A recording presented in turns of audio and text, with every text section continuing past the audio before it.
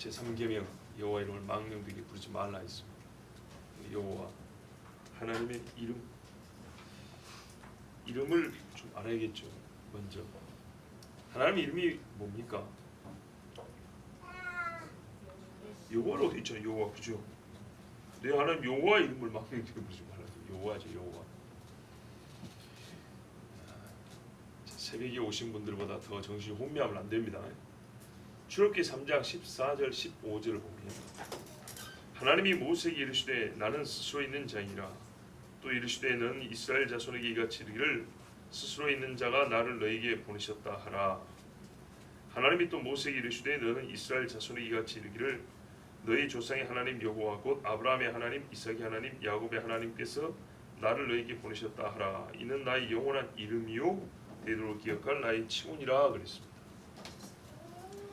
그래서 우리가 많이 들으셨지만 여호와가 하나님의 이름입니다. 자, 오늘 출애굽기니까 제가 옛날에 출애굽기 강의도 했을 것이고 신명기에 똑같은 말씀 또 있죠. 오늘 세 번째인데 하나님께서 세 번째 감동을 주신 감동에 따라 오늘 다시 이 말씀을 전합니다. 스스로 있는 자 이렇게 말했습니다. 히브리어는 예흐 아슈엘 예흐 이렇게 돼 있는데 I am who I am 아주 단순하게 말합니다. 나는 뭐뭐인 나다 할 때 그 뭐뭐가 뭐냐면 나는 이다입니다. 나는 이다인 나는 이다입니다. 굉장히 이름 같지 않죠. 예, 이름 같지 않습니다. 문자적으로 번역을 하면 나는 나일 나이다 이것도 됩니다. 그러니까는 우리가 요한계시록 보면 전에도 계셨고 이제도 계셨고 장차 영원하신 하나님, 그죠? 그대로 계신 하나님. 그것을 표현하는 게 여호와입니다. 그래서 단순하게 말했을 때 나는 나다입니다. 나는 무엇이 아니고요. 나는 나입니다. 나는 나로 서술합니다. 이게 하나님 이름 여호와입니다. 그래서 여호와는 하나님의 이름이고 우리가 이거를 성경에 하나님 자신을 이 이름을 뜻풀이 어떻게 하면 스스로 있다 그랬고요. 그 스스로 있다는 말은 우리가 번역한 건데 문자로는 말 그대로 나는 나다입니다. 그러면은 이렇게 이름을 가르쳐 줬으니까 불러야겠죠. 그렇죠? 근데 히브리 사람 유대인들은요 여호와로 안 부릅니다. 어떻게 우리가 하나님의 이름을 입에 담을 수 있냐? 그래서 아도나이 이렇게 부릅니다. 여호와라고 쓰고 아도나이라고 부릅니다. 과연 이게 옳은가요? 옳지 않습니다. 왜냐하면 여러분 만약에 하나님이 자신을 여호와로 안 가르쳐줬으면 성경에 여호와라는 문자 자체가 기록이 안 돼 있겠죠. 들었다는 거 아닙니까? 모세가 처음 들을 때 나는 아도나이니 이렇게 들었을까요? 아니죠. 모세가 지금 율법에 뭐라고 기록했어요? 나는 여호와라고 들었고 여호와로 부르라고 그렇게 분명히 기록해놨잖아요. 근데 우리가 지나치게 겸손해서 아도나이는 나의 주님입니다. 뭐 여호와 나의 주님 이럴 때는 어떻게 해야 되죠? 아도나이인가요? 말이 안 되죠.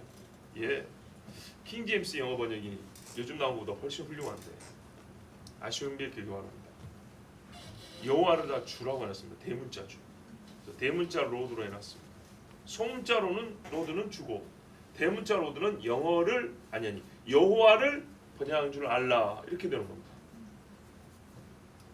왜 그런 짓을 할까요? 불필요하게 이름 여호와를 부르면 될 거를. 예? 그럼 어떻게 해죠? 성경에서 여호와가 없어져 버리잖아요. 그렇죠? 주는 있는데 그 주가 누군지가 없어져 버리잖아요. 굉장히 안타깝습니다. 출애굽기 17장에 보면 우리가 잘 아는 그 이름 있죠.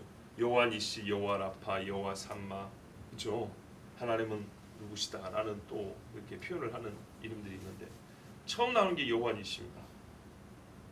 아말렉과 전쟁에서 이긴 다음에 모세가 제단을 쌓고 여호와 니시라 이렇게 붙였습니다. 유대인식으로 하면 아도나이 니시인가요? 거기다 분명히 여호와는 승리를 이렇게 써놨겠죠.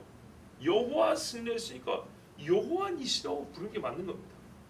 자, 우리 번역이 그래서 그런 점에서는 이름을 번역하는 게 있어서는 참 잘했습니다. 그러면요, 또 다른 이름은 없을까요? 하나님은 직함을 부르는 겁니까? 혹은 지위, 혹은 여호와를 부르는 다른 칭호에 불과합니까? 아니면 이름이 될 수 있습니까?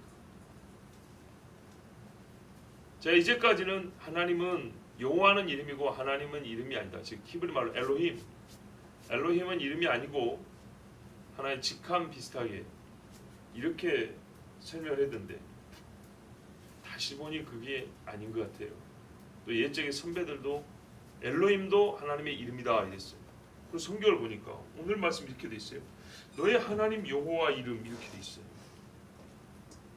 그리고 오늘 출애굽기 3장 15절에도 누가 보냈습니까 할 때 누구를 말할 때 앞에 스스로 있는 자 해놓고 15절에는 너희 조상의 하나님 여호와, 하나님 여호와 이렇게 붙였어요. 곧 아브라함의 하나님, 이삭의 하나님, 야곱의 하나님께서 나를 너에게 보내셨다 하라 하고 이는 나의 영원한 이름이 이렇게 했다고. 하나님하고 이것이 나의 이름이요 칭호나 이렇게 말했어요. 시간 관계상 단축해서 말씀드립니다. 엘로힘도 하나님, 우리 하나님과 번역하죠. 이름에 속합니다. 왜냐? 하나님의 본질을 나타내 주기 때문입니다. 좀 이따 이름과 본질 관계 다시 말씀드릴 건데, 복수비격의 단일 신성입니다. 보세요. 엘로힘은 복수형입니다. 단일자를 가리키는데 복수형으로 가리킨다. 아주 평범한 말로 말할 거예요.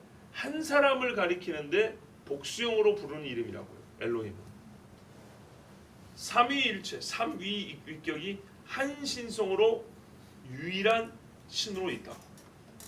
이거를 가리키는 이름이 엘로힘이라고. 자, 만약에 이게 직함이 돼버리면 대통령을 보세요. 한국 대통령, 미국 대통령, 러시아 대통령.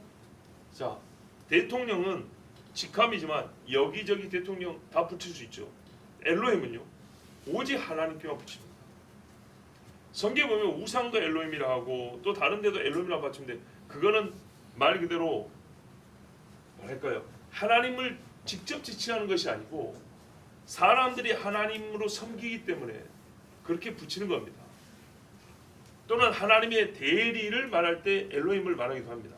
그런데 하나님을 직접 이가 누구냐 할 때 엘로힘은 오직 하나님께만 붙입니다. 자, 생각해 보세요. 세상에 누가 복수위격으로 단일 신성으로 존재합니까?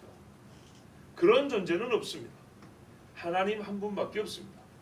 그래서 오직 그분만을 가리키는 거기 때문에 이 엘로힘은 또 하나님 이름이 됩니다.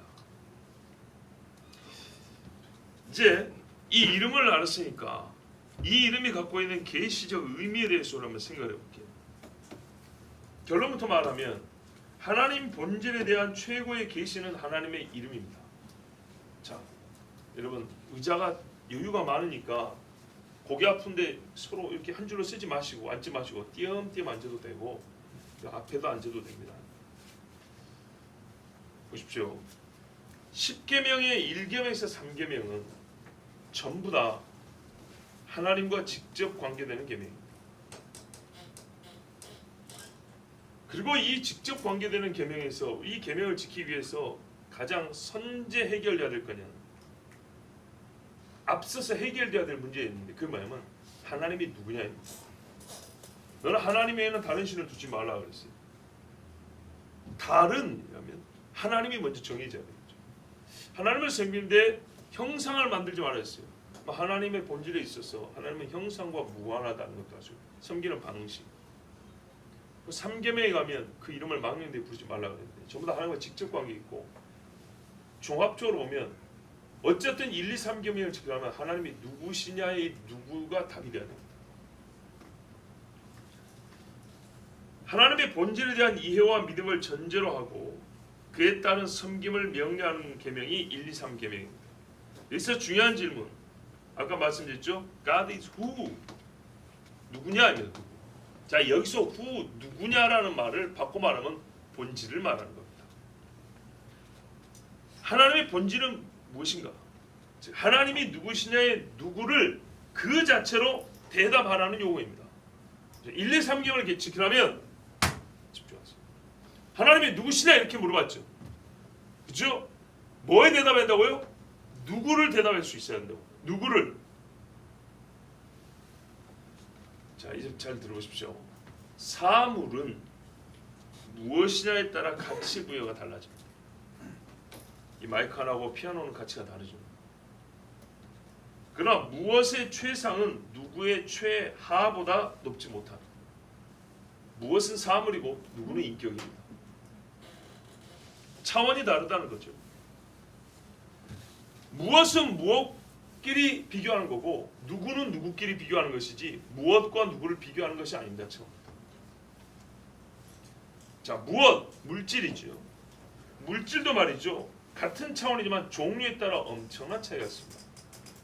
흙과 쇠, 철을 한번 생각해 볼까요? 쇠를 아무리 가공하고 뭘 첨가를 하고 해도 흙이 안 됩니다. 흙처럼 가루로 만들어도 씨 뿌리면 다 죽지 안 자라납니다. 쇠이기 때문에. 흙에 열을 가하고 단단하게 만든다 해가지고 철이 되지 않습니다. 그렇죠? 강도는 비슷하게 만들지 모르지만 철이 아닙니다. 아무리 단단한 흙이라도 씨 뿌리고 물 주면 싹이 납니다. 같은 물질 세계라도 종류만 달라도 다른 차원의 고유한 성질을 갖고 있고 이 성질의 차이는 좁힐 수가 없습니다. 그런데 이보다 더 큰 차이는 뭐냐면 무엇과 누구의 차이입니다. 무엇 안에서도 종류만 달라도 이게 좁혀지지가 않아요. 흙과 쇠는 좁혀지지가 않아요. 그런데요, 이거는 무엇에 속하는 것들이에요. 사람하고 비교를 해볼까요? 생김새가 비슷할 수는 있어요. 짐승하고 사람이. 손 있고 다리 있고 털도 좀 있고 눈, 코 있고. 그런데 다릅니다 이 말입니다. 무엇과 누구의 차이가 무엇 안에서의 성질의 차이도 훨씬 크고요. 그 다음에 누구 중에서도 즉 인격 중에서도 피조물과 창조주의 차이는 영원한 차이입니다. 그러면 이 창조주하고 무엇에 속하는 그 무엇하고 비교할 수 있을까요? 그래서 목석과 하나님은 비교할 수 없는 겁니다. 인간하고도 영원한 차이가 있는데 어떻게 목석하고 인간하고도 차이 이거를 견줄 수가 없는데 어떻게 목석을 하나님 옆에 세우겠습니까? 이 창조주 하나님의 본질을 우리가 아는 것이 그래서 중요합니다.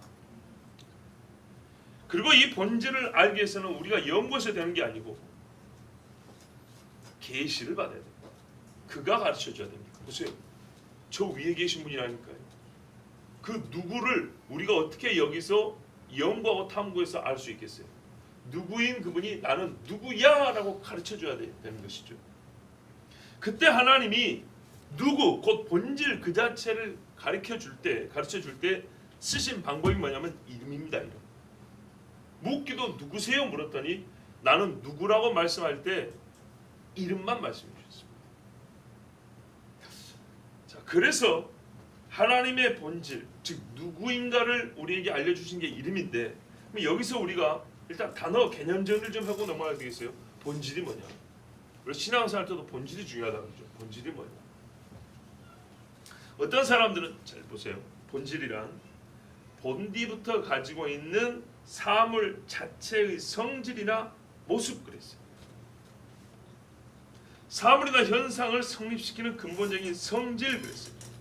한마디로 고유한 그것만의 성질이라는 겁니다. 근데 여러분 그것만의 성질을 갖고 본질이라고 말하지 않습니다. 봐보세요. 본질은요 그 성질을 갖고 있는 누구를 물어보는 것이지 그 성질을 말하는 게 아니에요. 자, 개는 어쩌면 짖더라 그랬어요. 개가 다른 짐승과 달리 본디부터 갖고 있는 성질이 있죠. 그 성질이 개입니까? 아니죠. 개가 고유하게 갖고 있는 성질인 것이지 그게 개는 아니에요. 그래서 본질은 성질이 아니에요. 누구냐의 누구를 직접 가리키는 말을 얘기하는 거예요. 지금 무엇이냐의 무엇을 직접 말해달라는 거예요. 그게 본질이죠. 그래서 본질은 보이는 현상 뒤에 있는 실제 본체를 말하는 거예요. 현상 뒤에 있는 진짜 그 자체로 있음을 말하는 거예요. 그래서 정의 내리기가 어려워요. 그가 누구냐에 누구를 말하기가 어려운 거예요. 봐보세요 여러분. 저를 부르는 이름이 있어요. 한인관도 있고 목사도 있고 뭐 여러 가지 있죠. 근데 한인관이 누구야? 딱 말해보세요. 말하기 어렵죠. 우리가 느낄 수 있지만 이게 설명하기 어려운 겁니다. 보는 것, 듣는 것 이상이거든요. 여러분한테 설교 듣지만 설교하는 사람인가요 제가? 그것이 제 본질입니까? 그걸로는 부족한 설명이죠. 바로 그런 겁니다. 예컨대 여러분 물의 본질을 뭐라고 말하겠어요? 백도에 끓는다, 영도에 언다, 평상시에 흐른다. 이게 물의 성질이지 이게 본질입니까? 아니죠. 다른 물질은 이런 성질을 안 갖고 있는 게 많아요. 그래서 그 성질의 차이는 설명할 수 있어요.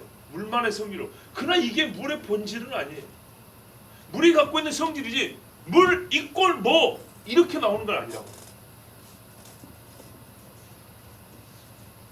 차라리 설명하기 어려우면 그냥 물 이게 대답 아닌 것 같지만 이게 제일 나아요. 물의 본질이 뭐예요? 백도에 끓어 이런 대답하느니 물은 물이야. 마치 그 불교의 누구 얘기하는 것 같은데 그 사람 흉내내는 건 아니고요. 개념을 설명해 드린 거예요. 이게 중요한 거예요. 우리가 철의 성질을 알고 사용하고 있지만 철의 본질을 모릅니다. 그렇죠? 그래서 여러 성질을 보고 할 수 없이 우리가 이름을 붙입니다. 왜? 걔는 지가 계시를 못 해주니까. 원소교와 FE 또는 철 이렇게 부른다 이 말입니다. 그렇게 부르긴 했지만 철 자체가 무엇이냐를 우리가 말해도 꿰뚫어 보냐? 그렇지는 못한다 이 말이죠. 자, 하나님에 대해도 속성을 제 아무리 많이 알고 즉 전지, 전능, 편재, 온유, 인자 이런 거 있지요. 제 아무리 많이 알고 열거해 놓았지만 이름이 빠지면 그 누군가의 성질이지만 그것은 단지 결국 성질만 알려졌을 뿐이지 누가 아닌 겁니다. 스펙을 자세히 기록해놨어요. 무슨 대학교 나왔고 키는 얼마고 나이는 몇 살이고 어디 살고 이만큼 기록해놨어요. 근데 이름이 없어요. 누구 겁니까? 누구 거예요? 누구예요? 모르죠.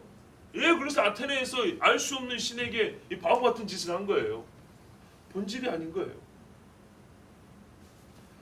옛날식으로 대학교 합격하면은 80년대는 뉴스에서 막 나오고 그랬어요. 방을 붙여놓잖아요. 방을. 근데 거기에 이렇게 해놨어요. 지방에 무슨 고등학교를 나왔고 생년월일은 어떻게 되고 부모님은 무슨 일을 하시고 서울 올라올 때 교통편으로 무슨 버스를 타고 온 사람 합격해놨어요. 누구예요? 그런 복잡한 말표를 차라리 이름 적어놓으면 되죠. 그렇죠? 이름이 얼마나 중요한지 아시겠습니까?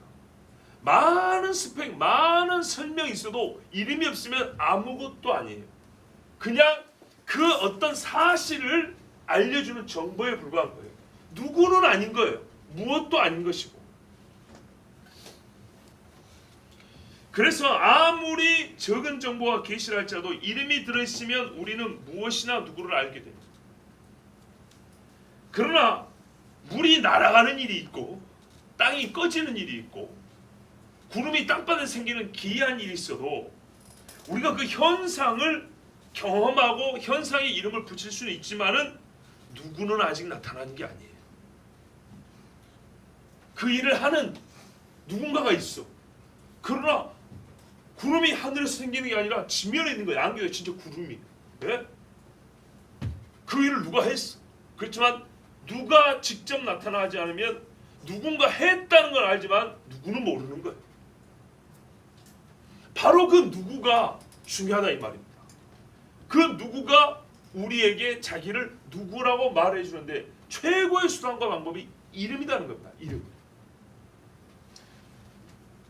결혼식장 갖고 여러분 결혼식장 어떻게 찾아가세요? 이름 보고. 그래서 이름은요 이 시대의 최소 정보이면서 사실은 최대 정보입니다. 그렇지 않습니까? 이름 가르쳐주고 뒤에 주민등록번호는 안 가르쳐주죠. 그렇죠? 근데 정말 여러분 포로 수용소 끌고 가서 여기서 10사람만 추려 내려갔어요. 누가? 그럴 때는 뭐가 들리기를 바래요? 내 이름. 그죠? 이름이 다합니다. 또 한편으로는요, 이름이 빠져버리면 다른 정보 줘도 소용없는 경우가 있습니다. 이름만 있으면 최소 정보가 되지만 다른 정보가 있을 때 완전처럼 만드는 것은 이름입니다. 이렇게 중요한 게 이름입니다. 그래서 본질과 이름은 뗄 수가 없는 관계입니다.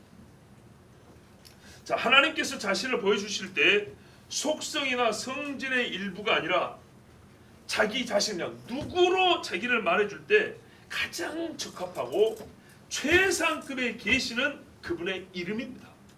여호와, 나는 여호와라. 여러분, 나는 전능자라는 것은요, 하나님을 사람에게 가르치는 말이 되긴 합니다.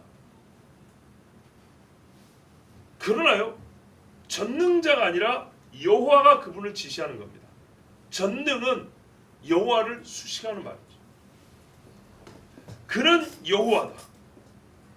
전능은 여호와를 수식하지만 여러분, 여호와는 전능을 수식하지 않습니다. 보세요. 나는 전능한 여호와라는 말이 됩니다. 근데 나는 여호와한 전능이라, 나는 여호와의 전능이라 말이 돼야 안 돼요? 안 되는 겁니다. 나는 여호와이며 전능자라는 동격을 말하지만 여기서 수식 관계로 꾸며주는 얘기를 하는 겁니다. 본질은 꾸밈의 말이 될 수가 없습니다. 수식을 하는 말은 본질을 나타낼 수 없습니다. 자, 본질은 수식이 될 수 없고 수식, 꾸미는 말은 본질이 될 수 없다고요. 왜? 꾸미는 말이라는 자체가 중심 주변에 있는 주변어라는 뜻이기 때문입니다.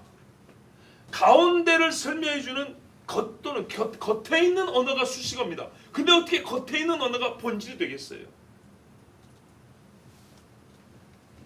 본질, 즉 자신이 누구이냐를 말해주는 말이어야 본질을 나타내는 말이라 하겠습니다. 그래서 본질을 나타내는 말은 누군가에게 수식이 가능하지만, 수식을 받을 수 있지만,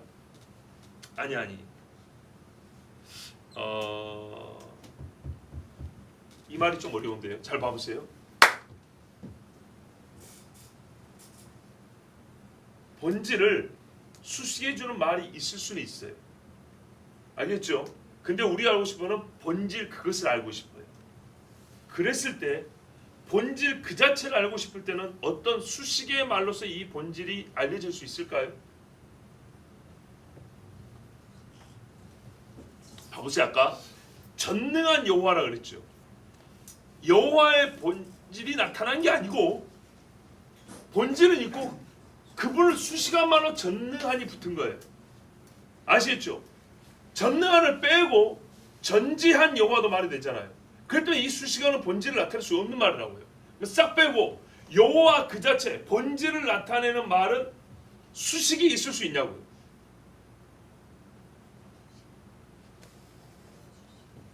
이해가 잘 될 듯 말 듯 하죠. 다시 보세요.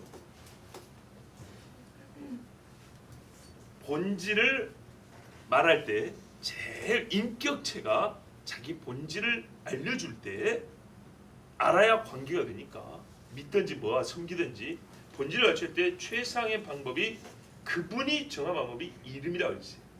이름으로 자기를 계시한다고 했어요.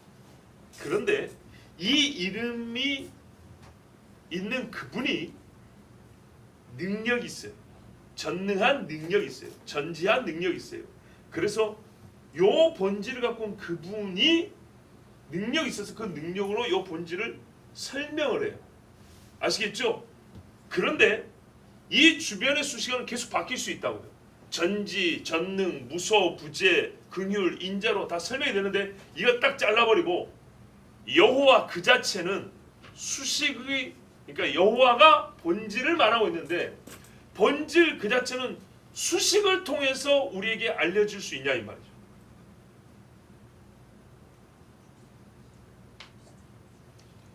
여호와를 수식해 주는데 여호와 그 자체는 그 안에 수식을 담고 있냐고요.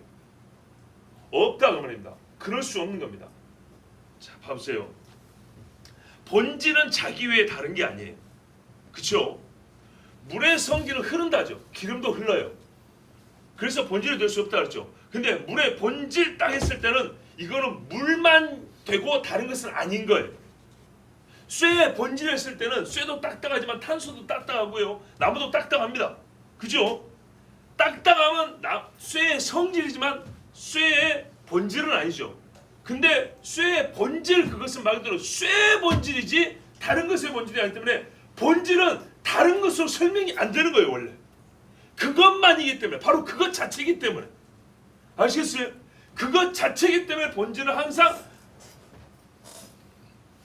정의상으로도 자기 자신으로밖에 설명이 안 되는 거예요. 됐습니까? 예, 우리 집사님 됐으면 여러분 안 돼도 어쩔 수 없어요. 이제 넘어가야지. 할렐루야. 본질은 자기 외에 다른 것이 아니므로 문법적으로 인간의 언어 능력으로 어떻게 표현이 될지는 모르겠지만 자기를 자신으로만 표현해야 합니다. 그래야 본질을 알 수 있는 거예요. 다른 게 들어오면 이미 다른 것이 들어오기 때문에 그것 자체가 아닌 거예요. 우리는 그것 자체를 하고 싶은데 다른 걸 통해서 우리가 그것을 지금 이해하고 있잖아요. 그것을 파고 있잖아요. 그러니까 다른 게 섞인 그것이 돼버린다고요. 우리의 인식 속에서. 특히 이게 무한한 신의 경우에는 무조건적이에요. 무한한 신, 모든 것과 다른 철저하게 자존적인 신에 있어서는 다른 것에 의해서 절대 설명이 되면 안 돼요. 그렇게 되면 그분의 본질을 알 수 없고 그분은 그분 아닌 것이 돼버린 거예요. 조금이라도 섞이면. 자, 하나님에 대하여 그분의 하신 일이나 나타난 현상에서 하나님의 성품 능력을 발견하여 알 수는 있고 그것을 통하여 우리가 하나님을 설명할 수는 있지만 본질을 말하는 것은 아닙니다. 그러므로 이름은 본질을 나타내는 최상의 수단이고 하나님은 실제 자기 본질을 이름에 담아 주셨습니다. 그 이름에 담긴 하나님의 자기 계시 직접적 자기 보여줌이 바로 여호와고 엘로힘입니다. 그래서 아까 보세요. 나는 나다라고 그런 거예요. 물질조차도 다른 것으로 본질이 설명되면 안 된다니까요. 그 물질 바로 그것을 알고자 하는데 그 물질을 설명할 때 다른 것으로 추가적으로 수식이 되어버리면 그건 수식된 무엇이지 우리는 그 무엇 자체를 아는 게 아니라 이 말이죠. 근데 하물며 무한한 아무것도 없을 때 완전히 홀로 계신 그분을 그분의 본질을 우리가 그 이후에는 어떤 피조된 언어나 사물이나 성질로 그분의 본질을 설명할 수 있겠어요? 불가능해요. 피조된 것조차도 자기를 자기로 설명해야 되는데 그래야 본질을 알 수 있는데 그래서 본질은 우리가 정의내기가 어려운 거예요. 무엇의 본질을 말하기가 굉장히 어려운 거예요. 근데 어떻게 하나님 외의 것으로 설명할 수 있겠습니까? 자기를 자기로 서술하는 분 보호도 없고 목적어도 없어요. 명사형으로 규정하는 이름이 붙여줄 수 없어요. 너무 한정적이잖아요. 무한한 분입니다. 그래서요 여호와 스스로 있는 자다. 이것도 우리 어떤 한정적이에요. 자가 놈자가 붙어버린다고요. 유한성을 의미해요. 그런데 그래서 스스로 있는 자이라 나는 스스로 그냥 있다. 그냥 풀어버리는 말이에요. 자, 그런데 이 여호와를 이제 여기까지 여러분 들었기 때문에 신앙인으로서 학자가 아닌 신앙인으로서 여호와 스스로 있다. 나는 스스로 있는 나다라는 말씀을 그 말씀을 그대로 받아서 조금 풀어서 하나님의 본질을 한번 말을 해볼게요. 저는 이렇게 하나님의 본질을 말하겠어요. 영원히 자신을 자기로만 설명하는 존재. 영원히 무한한 신이기 때문에 제가 영원을 붙입니다. 왜냐하면 자기를 자기로 설명한다는 것은 모든 본질에 있어서 사실은 이거는 필수적인 부분이라고 이제 됐는데 하나님은요 사물이 아니고 피조물이 아니잖아요. 그래서 영원히 자신을 자기로만 설명하는 존재. 여러분 모든 존재자는요 상호 의존적으로 존재하고요 자신을 설명하는데도 즉 아까 말한 대로 최소한의 설명이자 설명의 최대한이 이름조차도 타 존재에 의존합니다. 이름 누가 지어줬어요? 이름 뜻풀이 하면 여러분 전부 다 의존적 해석을 합니다. 컵도 의존적 해석합니다. 컵이 뭐야? 물을 담기 위하여 이렇게 손잡이가 있고 이런 모양. 손잡이는 뭔데요? 물이 뭔데요? 한도 끝도 없습니다. 의존적 설명과 정의를 낼 수밖에 없습니다. 그런데 하나님은 그렇지 않아요. 하나님은 그 누구나 어떤 것이 있으나 없으나 상관없이 스스로만 설명하고 설명되는 존재입니다. 자, 여기 아까 엘로힘도 이름이라고 그랬죠. 자, 이름과 엘로힘이라는 이름과 함께 하나님의 본질을 정해 본다면 이렇게 말할 수 있겠습니다. 이건 나의 점입니다. 영원히 아까 말했어요. 영원히 자신을 자기로만 설명하는 존재라고 했죠. 근데 엘로힘 안에 뭐였어요? 삼위격의 단일 신성이 들어있다고 그랬죠. 영원히 삼위가 한 신성으로서 계시며 자신을 오로지 자기로서만 설명하느니, 이게 저는 하나님의 본질 여호와와 엘로힘을 통해서 신앙으로서 최대한 연구하고 정말 그렇죠. 더 이상 뭐 말을 붙일 게 없네. 하여튼 고민하고 묵상한 결론입니다. 자신으로만 설명하느니, 이름으로부터 우리는 하나님의 또 단일성을 알게 됩니다. 이 단일성이란 무슨 말이냐면요, 합성물이 아니라는 거예요. 쉽게 말하면 합성물. 요거를 물건을 살 때는 뭐라고 부르죠? 이거 구입하려면 어떻게 불러야 돼요? 하여튼 품목이 하나 붙어 있겠죠. 이름이 10개는 아니죠. 하나죠. 그런데 이거를 만들 때는요, 물질이 한 가지만 들어갑니까? 폴리우레탄 하나만 들어갑니까? 아니죠.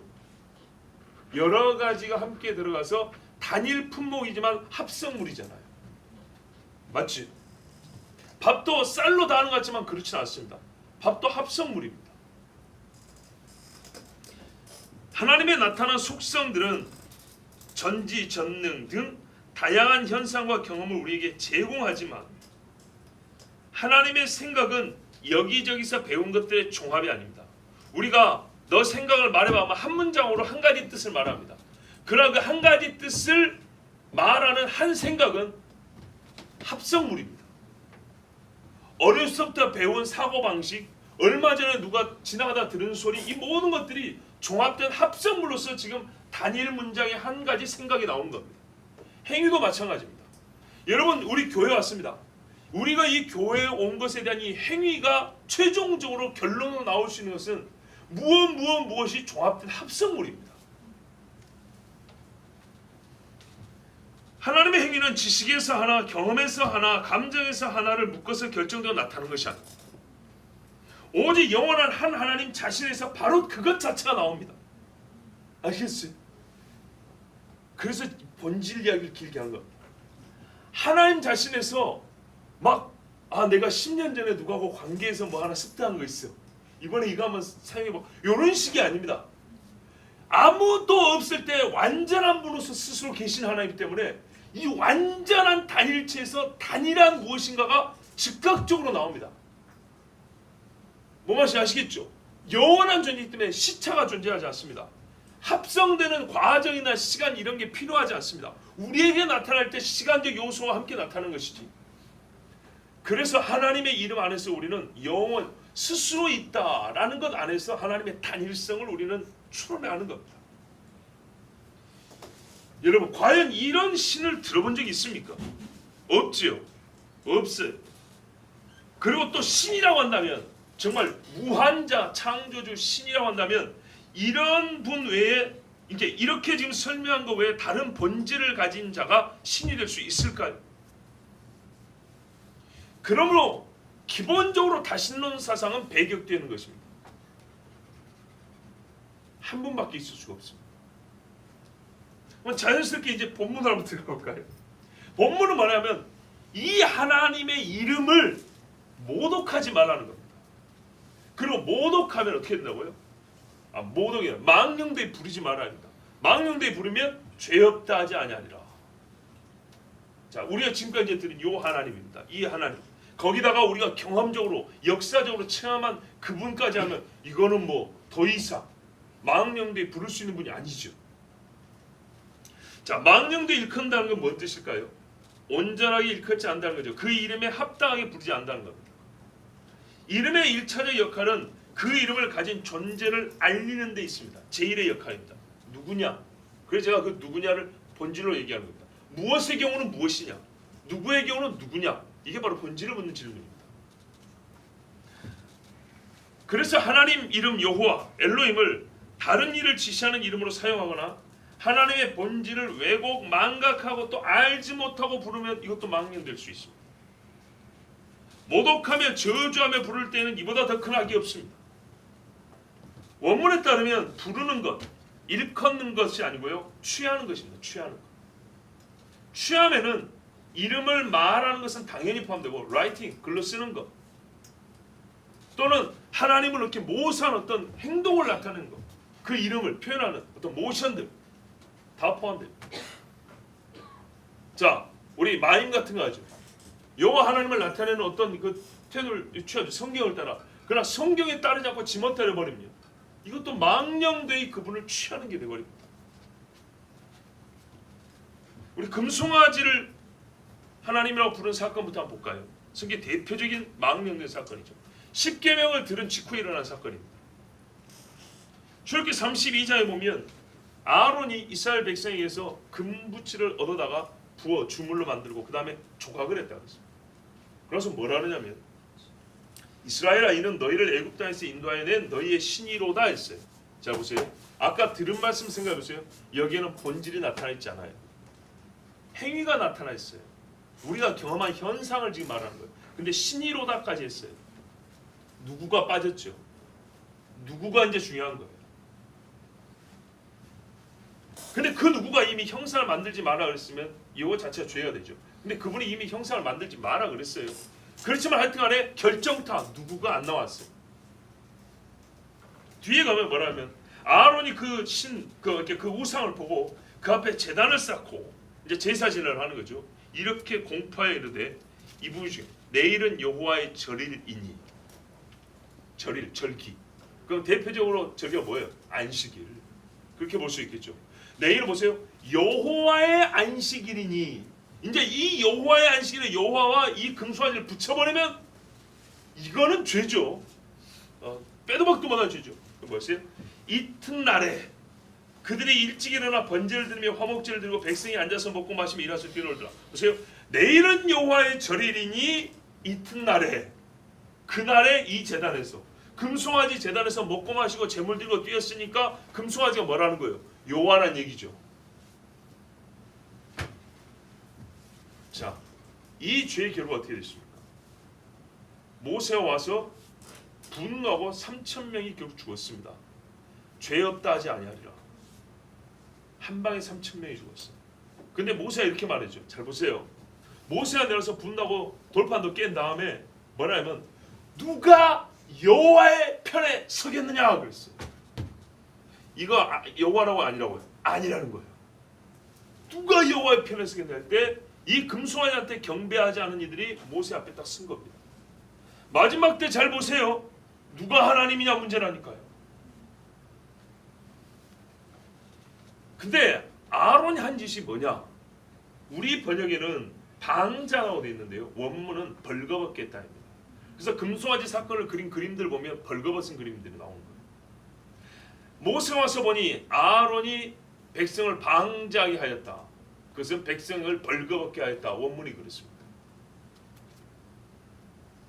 그래서 누가 여호와의 편에 있는 자는 내게로 나오라. 누구든지 여호와의 편에 있는 자는 나오라 하니까 레위인이 나왔고 칼을 차고 여호와께서 명령하기를 진 이 끝에 저 끝에 다니면서 쳐 죽이라 그랬습니다.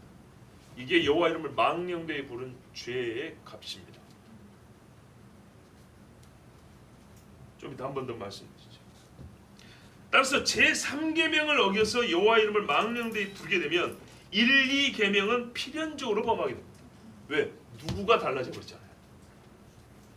3계명이 지켜질 때야 최종적으로 제1, 2계명이 지켜지게 됩니다. 즉 1, 2계명 준수의 완성은 3계명의 준수까지 가야 되는 겁니다. 우상도 안 만들었어요. 그렇죠? 그리고 정식적으로 예배 절차 다 지켰어요. 근데 누구? 누가 빠지면은요 아무것도 아닌 게 돼버린 거예요. 그리고 이 의식은 말 그대로 아무것도 아닌 거기 때문에 우상 숭배가 다를 게 없는 거예요. 제3계명은 제1, 2계명의 준수의 온전함을 보증합니다. 동시에 제1, 2계명은 제3계명의 실행 요건입니다. 여호와 이름을 망령되이 부르지 않고 온전하게 부르고 싶어요. 뭐 어떻게 온전하게 부르죠? 하나님이 주신 율법대로 제사하면서 불러야 되겠죠. 부르는 때가 있고 부를 때 우리의 믿음이 있어야 되겠죠. 하나님의 이름에 합당한 섬김, 곧 오직 스스로 계시는 분으로서 여호와를 유일한 한 이름으로 그분의 본질에 합당한 경배의 방식을 취하지 않는다면 그 이름을 모독하는 것입니다. 자, 이런 의미에서 이슬람 지역에서 성경 번역 시 하나님을 알라라고 부르는 것은 완전히 잘못된 겁니다. 우리가 외래어를 쓰듯이 번역어가 없으면 차라리 엘로힘, 여호와 하면 훨씬 나은 거예요. 버스 부를 이름에 쓰게 버스라고 부르잖아요. 커피 그대로 부르잖아요. 뭐 잘못됐습니까? 그게 오리지널이죠 원래. 우리말로 번역이면 좋은데 번역 없으면 원래 거를 그대로 발음한 것이 더 좋잖아요. 그죠? 근데 왜 알라라고 하죠? 이제 이름이 얼마나 중요한지 맞죠? 알라는 그 초승달 귀신을 이 인간들에게 알려주는 최상의 이름입니다. 하나님이 알라를 빌렸어야 됩니까? 하나님을 알라라고 불러야겠습니까? 이미 알라가 지칭하는 게 있는데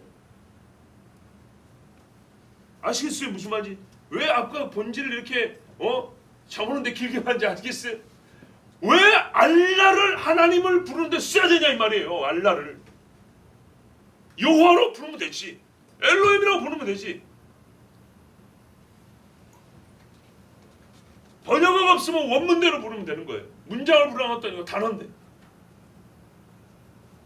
이름이 온전하지 않으면 신앙은 한계에 부딪히고 결론적으로 이슬람의 알라에서 벗어나기가 어렵습니다. 알라를 부르는데 어떻게 알라를 벗어나요? 우상을 여호와로 부르는 것도 틀린 거죠. 알라를 여호와로 부르는 거 이슬람은 받아들일까요? 안 받아들이죠. 근데 왜 기독교인들은 받아들여요? 불교에 가서 너 부처를 하나님이라 부르자면 그냥 받아들여. 아니 성경은 똑같이 이름만 바꾸자고 받아들여요? 안 받아들이죠. 근데 왜 기독교인들은 가가지고 그 사람 쓰는 알라를 하나님을 가리키는 데 쓰냐고요? 이런 모독적인 일이 어디 있어요? 시편 145편 3절에 여호와는 위대하신 그의 찬양할 것이라 그의 위대하심을 측량하지 못하리로다 그랬어요. 하나님의 위대하심에 걸맞지 않게 낮춰 부르는 이름도 다 망령된 것들입니다. 죄 없다 하지 아니하리라. 그럼 무슨 말이에요? 죽음의 죽음. 레위기 24장에 보면 이런 사람이 있어요. 아버지는 애굽 사람이고 엄마는 이스라엘 사람이에요. 이 사람이 애굽 신앙을 가진 사람이에요. 그래서 이스라엘 사람과 싸우다가 성질 난다고 네가 믿는 하나님 어쩌고 저쩌고 하면서 아주 그냥 쌍욕을 해버렸어요. 모세가 재판하잖아요. 모세를 끌고 왔어요. 어떻게 할까요? 하나님이 모세에게 대답해 주십니다. 그것을 들은 그 저주한 사람을 진영 밖으로 끌어내어 그것을 들은 모든 사람이 그들의 손을 그의 머리에 얹게 하고 증인이죠. 온 회중이 돌로 그를 칠지니라. 누구든지 그의 하나님을 저주하면 죄를 담당할 것이요 여호와 이름을 모독하면 그를 반드시 죽일지니 온 회중이 돌로 그를 칠 것이니라. 거류민이든지 본토인이든지 여호와 이름을 모독하면 그를 죽일지니라. 모세가 이스라엘 자손에게 말하니 그들이 그 저주한 자를 진영 밖으로 끌어내어 돌로 쳤더라. 이스라엘 자손이 여호와께서 모세에게 명령하신 대로 행하였더라. 아멘. 이게 여호와 이름을 모독하는 죄. 그리고 그 죄값이 요한계시록 보면 짐승이 나오죠. 그 이름에 그 머리에 신성모도하는 이름이 가득하더라. 이게 마귀입니다. 마귀 짓입니다. 여러분 마지막 시대에 특별히 하나님의 이름에 합당한 영광을 돌리는 일이 아주 중요합니다. 마귀가 탐내는 게 뭐죠? 하나님 자리죠. 인간에게 있어서 하나님으로 여겨지는 것을 원합니다. 마귀는. 그래서 마귀가 사람들에게 불려주고 싶은 이름이 있습니다. 세상에는 지금 사탄교라 그러잖아요. 사탄을 알고도 좋아해서 믿는 사람들 있죠. 근데 그 사탄이요 진짜 불려지고 싶은 이름 개명하고 싶어요. 하나님이라고 불려지고 싶어요. 사탄은. 맞습니까? 데살로니가 후서 2장 4절에 저는 대증하는 자라 범사일거든 하나님이나 숭배함을 받는 자 위에 뛰어나 자존하여 하나님 성전에 앉아. 밑줄 쫙 하나님 성전에 앉아. 하나님이라고 여기져야 됩니다. 자기를 보여 하나님이라 하느니라. 자기 계시에요. 지금부터 나를 뭐라고 부르라고요? 하나님. 아니 하나님이라고 안 부르고 스펙 그냥 쫙 하나님 스펙 옆에 써주고 그렇게 우리가 인정해주면 안 될까? 아니 이름이 중요해. 하나님이라고 불러.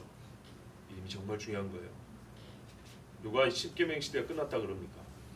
마지막까지 가는 거예요. 십계명 요한계시로 말해 하나님의 계명과 예수 믿는 믿음을 지킨 자들이라고 했어요. 다니엘 9장 27절에 그가 장차 많은 사람과 더불어 한 일의 동안에 언약을 굳게 맺고 그가 그 일의 절반의 제사와 예물을 금지할 것이며 또 부학하여 보세요. 가증한 것이 하나님이라고 자칭하는 그놈이 성경은 또 가증한 것이라고 했어요. 날개를 의지하여 선다. 아까 하나님의 성전에 앉아 그랬죠. 자리 잡는다는 거예요. 하나님의 자리에 하나님의 성전에 자리 잡는 거예요. 근데 얘가 자기 형상을 만들었어요. 날개가 있는 식으로 형상을 만들고 성전에 세워놨어요. 그리고 거기에 사람으로서 앉아요. 그리고 하나님이 됐어요. 하나님 보좌에 그룹들이 있는 거 흉내내는 모양이야. 다니엘 12장 11절에 보면 매일 드린 제사를 폐하며 멸망하게 할 가증한 것을 세울 때부터 세운다. 하나님 성전에 앉아. 여기 보면 자꾸 세운다 그러죠. 이거 그래요. 예루살렘 성전이 세워지고 그 성전한 깊은 곳에 이 짐승이 자기의 신상을 세워서 딱 앉혀놔요. 그리고 뭐라 그래요? 자기가 그 자리에 앉으면서 나는 하나님이라 이런다 그랬어요. 그런데 또 다른 말이 있죠. 우리 신약에 보면 뭐라 그래요? 적그리스도라 이렇게 부르죠. 그를 부르는 이름이 여러 가지 있어요. 가증한 것, 멸망케 할 가증한 것, 그리고 자칭 하나님, 자칭 그리스도. 그리스도 우리는 그리스도를 대적한다고 앞에다 적을 벗어 적그리스도. 근데 가증한 것은 그 성질을 말하는 것이지만 이름으로서는 두 가지 있죠. 하나님, 그리스도. 물론 여기 그리스도는 우리가 예수아를 말하죠. 예수아, 여호와 예수아. 자기를 그렇게 말한다는 거예요. 그렇죠. 왜?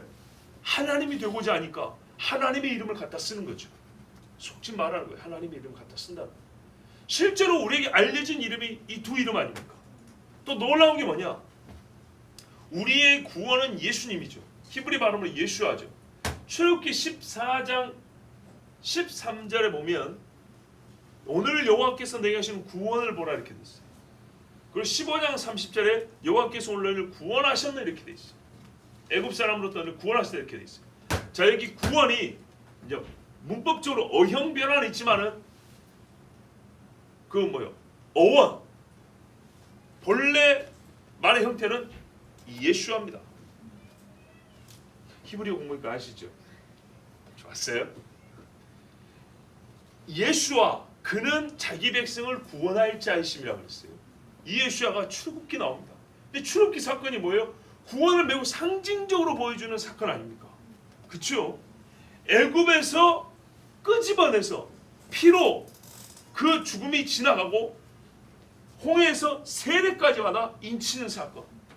그때 거기까지 끝나자 뭐래요? 출애굽이 완성됐다죠. 홍해까지 지나야 출애굽이라고 했죠. 홍해 앞에까지는 애굽 땅이라고. 애굽 땅. 홍해를 넘어가야 애굽 경기가 넘어갑니다. 그때 구원을 얻었다고 했어요. 모세가 거기서 구원을 얻었다 하면서 그때 쓰인 히브리 말이 예수아는 말입니다. 알겠죠? 이 예수아가 그대로 와서 우리의 구원자 그 이름을 예수아로 할 것이니 그는 자기 백성을 구원할 자이심이라 이렇게 되어 있단 말이에요. 근데 이 예수 안에 뭐가 있어요? 앞에 예는 여호와 할 때 여자입니다. 즉 여호와의 축약형이 들어있습니다. 그래서 그 뜻은 여호와 우리의 구원이시라. 여호와가 구원하신다는 게 예수아예요. 그럼 무슨 말이에요? 예수 안에 여호와가 있는 겁니다. 그러니까는 여호와와 예수아는 같은 이름이 되는 겁니다. 그러니 마귀가 취하고 싶은 게 뭐예요? 여호와도 취하고 싶고 예수와도 취하고 싶고. 근데 성경이 말하잖아요. 그는 자기를 가리켜 하나님이라고 하고, 그럼 우리는 하나님 여호와라고 부르잖아요. 하나님이라고. 또 자기를 그리스도라고 미혹한다. 그리스도가 여기 있다, 저기 있다. 자, 그렇다면 여러분, 이 세대에 여호와 이름을 망령되이 부르지 말아야 할 때 더불어서 예수님의 이름 예수아를 망령되이 부르지 않아야 한다는 것도 기억하셔야 됩니다. 예수 안에 여호와가 들어 있습니다. 그 마귀는 그래서 이 두 가지 이름을 다 취하여 사람들을 지옥 불못으로 끌어갑니다. 그런데요, 이 시대 수많은 신학자들이 예수님에 관한 책을 수없이 써내는데 안타깝고 분노가 일어나게 돼요. 성경에서 우리가 보세요. 여호와하고 성경에서 이제는 그 여호와 그분이 누군지를 본질을 말해주고 또 그분이 누군지를 또 다른 수식 어대를 통해서 가르쳐주고, 전능한 하나님, 무소부지하신 하나님, 인자와 긍휼이 많으신 하나님, 그리고 역사 중에 경험하게 해주시잖아요. 그렇죠? 잠이 와서 그냥 막 겁나게 힘들죠. 예, 솔직히 설교하는 저도 힘듭니다. 설교를 다 준비해놓고 이거를 말로 어떻게 다시 풀어낼까 굉장히 고민 많이 됩니다. 준비하고 연구하고 원고를 쓰는 데까지도 힘든데 이제 나 개인적으로는 정리가 되는데 이걸 어떻게 듣는 이들에게 나는 몇 시간에 걸쳐 고민하고 생각하고 기도하고 애를 쓴 거를 그냥 앉아서 듣기 시작해서 한 50분, 1시간 있다가 그 1시간 후에 어떻게 똑같이 그거를 이해시키고 믿게 하고 이거를 가슴에 불러 담아주지. 엄청나 이게 진짜 근심입니다. 근심. 그래서 설교하는 중간에 여러분이 소위 보이는 이 반응이 나는 것도 굉장히 중요합니다. 네, 아주 중요합니다. 보세요. 까먹어 버렸잖아요. 그 많은 사람이 예수님에 관한 책을 쓰는데 성경에서 여호와 하나님을 설명해주는 말이 많고 우리는 그것을 갖고 설명해주는 책을 쓰면 됩니다. 여호와 로이라고 쓰면 여호와 로이란 하고 이렇게 써야 됩니다. 예수님에 관한 책도 예수는 하나님의 아들이었다면 한 챕터는 하나님의 아들 예수, 그럼 메시아는 메시아 예수, 그죠? 신랑이라고 했기 때문에 신랑 예수, 이렇게 챕터를 구성해가지고 성경이 예수를 말해주는 것을 가지고 우리에게 가르쳐주는 책을 써야 되는데 그게 아니에요. 칼 융에 의하면 예수는 심리학자 에브너에 의하면, 마틴 부버에 의하면, 프로이드의 무의식으로 볼 때, 이 정신분석학적으로 볼 때 예수의 심리 상태라는 것은 미쳐버릴 지경이죠. 이렇게 이런 책을 쓰는. 자, 봅시다. 본질 한번 얘기합시다. 다시 본질. 예수와 여호와,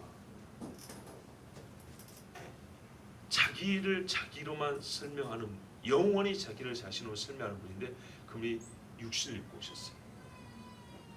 그분을 설명하는데 기껏 피조물이 인간의 무의식을 연구해 볼 때 나는 너를 만나야 하고 너는 내 무의식 속에 있는 또 다른 나의 시면으로서 이 시면을 만나는 것이 인격인데 인격을 만날 때 그 인격은 너라는 인격은 이웃으로 나타난다. 예수란 우리에게 인격으로 나타난 너희다. 뭔 말인지 알아먹는 거. 이게 신학자들이 설명하는 방법, 현대 신학자들이 설명하는 방법 중 하나예요. 성경에서 예수와를 정의를 내리고 말해요. 구원 그랬다고요. 이런 설명은 대속이 없어요. 중보가 없어요. 천국과 지옥이 나올 이야기가 없는 거예요. 일이 없는 거예요. 예수에 대해서 설명을 많이 했지만은 즉 예수와 이름 그 자체 본질에 빠져가는 설명이라 이 말입니다. 오늘따라 이렇게 본질 이름한 이유를 좀 아셔야 돼요. 그런 책들을 읽으면서 나는 예수님에 대해서 새로운 차원을 발견했니, 새로 배웠니, 이런 지식자라는 인간들이 얼마나 많이 늘어왔는지 몰라요. 예수님 뭐라 했어요? 내가 다시 온다. 다시 올 때까지 예수를 기억하라 했어요. 뭐요? 구원하는 분.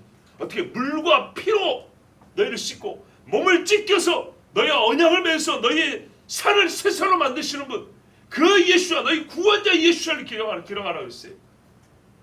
그가 하신 일의 본질을 만나면 바로 십자가 아닙니까? 그죠? 그래서 그의 이름으로서 저는 지금 오늘 이름을 얘기하는 것이지만 그의 하신 일의 본질에 있어서는 우리는 그냥 그 일을 봐야 되겠죠. 그 일을 역시 그분 스스로 설명을 해줍니다. 내가 뭘 했냐? 나는 십자가를 지고 너희를 위해 죽었다입니다. 너희 죄를 갚기 위해 죽었다입니다. 그래서 이제는 육신을 입고 나타난 예수는 어떻게 되냐면요, 그의 하신 일과 분리해서 그의 이름의 본질을 알 수는 없는 거예요. 뭐만 자시요? 역사 중에 우리 인간에게 나타나 만나버렸기 때문에. 그래서 그분의 하신 일의 본질은 십자가인데 이 십자가를 빼버리고 그 이름을 가지고 설명을 하는데 온갖 잡동사니 이론을 갖다 내면서 예수야 예수야 불러봐야 주여 주여 하는 자마다 나 내게로 올 것이 아니요, 그렇게 되는 것입니다.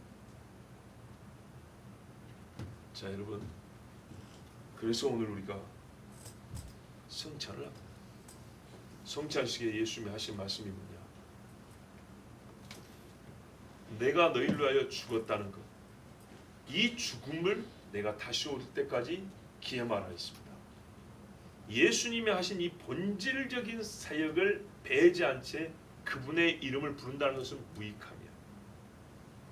역사 중에 나타나기 때문에 역사 중에 하신 그분의 본질적 사역을 빼버리고 그분의 이름만 부른다는 것도 공허한 것이 됩니다. 그래서 이름을 갖고 얘기했지만 여호와를 부르면서 여호와의 창조 사역을 부정해버리면 무익한 것이 되는 것입니다. 그가 우리의 아버지 되심을 부인하는 것은 역시 그 이름을 망령되이 부르는 것이 되는 겁니다. 그러므로 우리는 이 성찬을 행할 때 예수님 그 이름과 그 이름 본질에 합당한 본질적 사역을 기억하고 믿음으로 이 성찬을 받습니다. 그리고 그분의 이름과 그분의 행한 사역의 본질을 그 누구도 훼손하지 못하고 망령되이 취하지 못하도록 막는 것이 신자의 본분입니다. 우리 이 시간에 먼저 기도합니다.